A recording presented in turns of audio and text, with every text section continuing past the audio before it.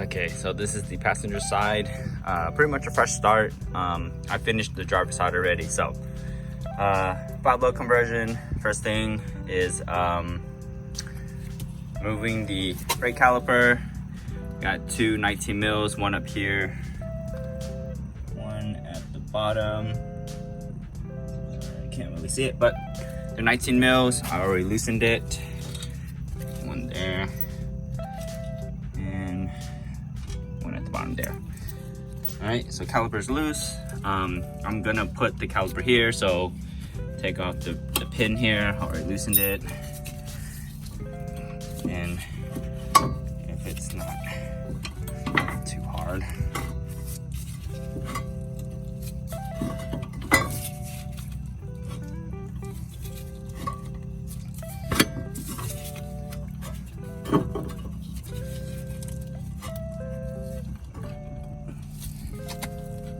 jeez, there you go.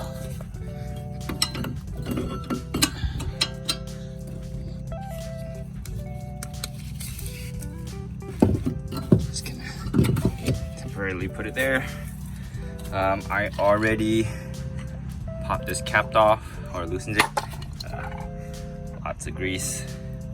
You can see. So after that, there is this cotter pin. Gotta remove. So go ahead and do that. Could actually just check out the rotor. Give me more space.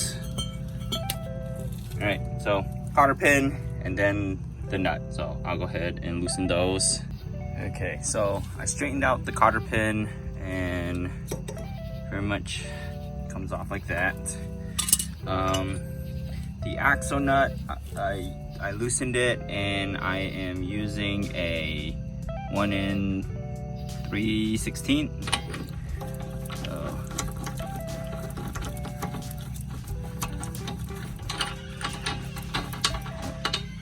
axle nut is out. So after that, whole hub comes off. So just going to replace it with the 5-lug. Put it in reverse order. Should be good. Okay, so just packed a shit ton of grease on there. You know, just kind of use some high temp wheel bearing grease. I definitely overdid it. I mean, because the OEM one isn't like that, but the OEM one does have a good bit of grease in there. So that's essentially what I did. So I just kind of packed it in. But I'm gonna go ahead and slide this on. That's perfect. Spins good. I'm gonna put this washer also.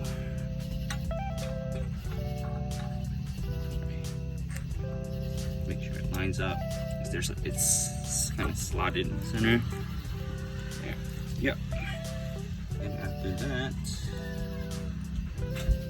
back on the nut.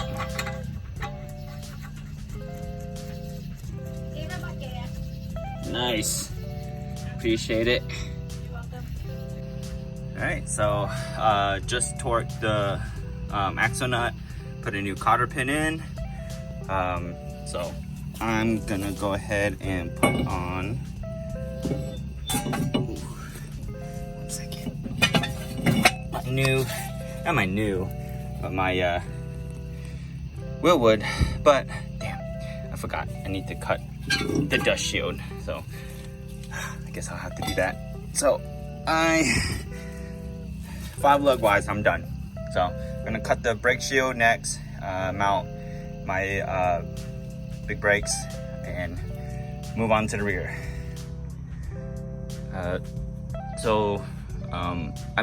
As before, I had forgot to cut the dust shield on this one.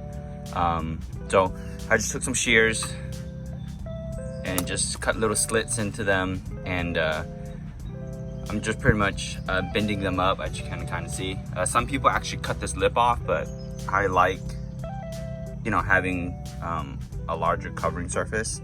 On the other side, I had already finished it, so it kind of looks like this. And it's nice because this, the diameter of it, you know, kind of meets how big my current rotor is. And you know, you got to bend it back, just kind of ensure that there's enough clearance. But yeah, I mean, that's pretty much it. Generally, any big brake kit is always going to need this. But I mean, if you wanted, you could remove the dust shield. Some people do that. But I like having the dust shield. You can kind of see no rubbing. Yep. Pretty much after this, I'll put on my brakes. That should complete the fronts. The rears, I'm actually gonna be installing these, which is the 300ZX uprights. They're actually made out of aluminum compared to the ones that are on the S chassis that are steel. And a major difference is that the shock mounting point is fork style versus like, you know, like the bolt that you put through. Perfect. It's kind of like this. So this is the fork style that goes in the back. That's the normal S chassis style. So I'm gonna go ahead and move on to the rears now. So because my car has hikers, I did not realize that the rear knuckle is actually slightly different, since instead of having you know, like a tow arm, it has the rear steering rack, and the toe side has a tie rod, and it's sort of like a tie rod end right here. So I rented a tie rod remover. I just finished doing the other side. I'm about to do this side. If you've never used this tool before, it's really helpful. It's really easy. You literally just slide it through like this, then bring this down, and what it does is, as you crank down on it, it pushes down and it pulls you know, this up to get it off of this. So I'm going to go ahead and do that. And I've got it cranked down pretty hard, so hopefully in the next few turns, kind of see it came off. So now I can just remove this. Done. Easy.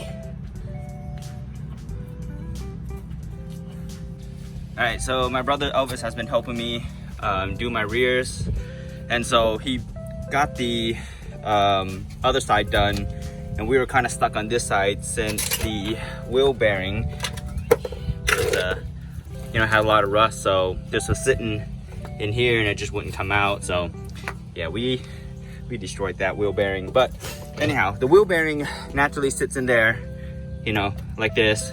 It's got 4 bolts that bolt it to the back and hold it to the knuckle.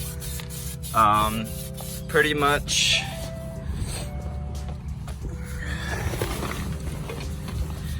to access it, 19 mils, take those off. My strut, it's a 17. There's a nut back there. Of course, take off the brakes, and of course the tow rod, in this case my Hikus tie rod. Once that's off, this whole knuckle can pivot. You can take the axle out. Back to the other side. Yeah, so once the axle is out like that, the knuckle kind of pivots and you can pull it out, and it pretty much sits like this. You can whack it from the back, as we did, to try to get it out. But yeah, normally it's not that hard, but this car has, you know, it's got some rust here and there, so, you know, like you can see, this one came out pretty good. But yeah, overall, that's how you do a 5-lug conversion. Okay, going to compare the rear OEM hub. 39 grams to the Tomegun, however you pronounce it, 3404. As a quick comparison, you know, the OEM one has a thicker flange compared to these. The only part that's thick is right where the stud is. Everywhere else it looks to be kind of thin. And other than that, you know, you can kind of see how that design is different right there too. But yeah. Okay, 5-lug hubs are on. 4 19 mils in the back. Hold it, all torqued. So because I messed up the axle, I gotta remove it. I have a replacement axle here. So I'm gonna go ahead and do that. After that, just gonna put everything back together and I will be officially complete. Okay, so on the underside, trying to replace my axle. These are 14 mil nut and bolt. My brother pretty much just used the impact gun on the bolt side. I'm holding it on the nut side, and I got everything out. That one is already broken loose, so I just gotta take that out. So once all that's good, we'll pull the axle out, slide the new one in, and put the new nut and bolt back in. All right, so the top one is a 300ZX axle. Lengthwise, they're both the same. The only thing different is right where it goes into the hub. This sits flush with the wheel bearing to kind of protect it. On the 300ZX, it's kind of like recessed a little bit. And you know, so there's this gap. So I'm thinking of kind of just adding this ring here to sit up against the bearing. There's this space right here between the two, so it's not like it should go any more further in. So that's my current game plan. Right, since we got the bottom coilover nut out, we're gonna go ahead and put on my Cusco coilovers. Same with the front, but up top at the shock tower is 2 12mm bolts, and as I mentioned before, up in there it's at 17. So Elvis is putting in the JDM driver side, and I'm working on the passenger side at the moment. All right, so I figured I'd also get some newer, well, I needed to get newer rotors because of the 5-lug to 4-lug, but figured since I'm getting new rotors, I was gonna get new pads. They're fairly cheap. The brake, the bracket is pretty rusted, so I am taking out the pins, re-lubing them. So I did that to the other side. Elvis is putting everything else back together, so I'm working on this side. Ideally, I'd like to replace this, but I don't have anything to do it at the moment, so eventually. I think that's about it at the moment. Coilovers are in. So the rears are almost done. Gonna do the front coilovers and need to install the front brakes. So doing that next. So 5-lug is done. Got the 5-zig in, wheels on, got the wheel woods on. Only problem is because of my coilovers, I'm sitting on the wheel, so I need to raise it up. Did a height check, and it looks like I am about 1.5 inches too short, too low in the back, and 1/2 inch too low on the driver's side. So I'm gonna raise everything to about you know, the same as how it is sitting on this side, just for clearances and stuff like that. The wheels are a 17 by 10 plus 15, so they're pretty aggressive on a stock body with no camber. You can kind of tell there's a lot of poke, but I'm gonna run it as is, just because I'm on stock arms at the moment. But yeah, so I'm gonna work on the rears first, and then move on to the driver's side. Okay, so I've already kind of lengthened it a little bit. I guess my previous setup, I actually had all the collars touching. It was like pretty much as low as it could go without removing the collars. So this has a separate preload adjustment that I can do without what do you call it? So the lower shock casing allows me to adjust the height without adjusting the preload at what I've set at. Since the two locking collars are already set, all I am doing, by doing this, I'm just turning the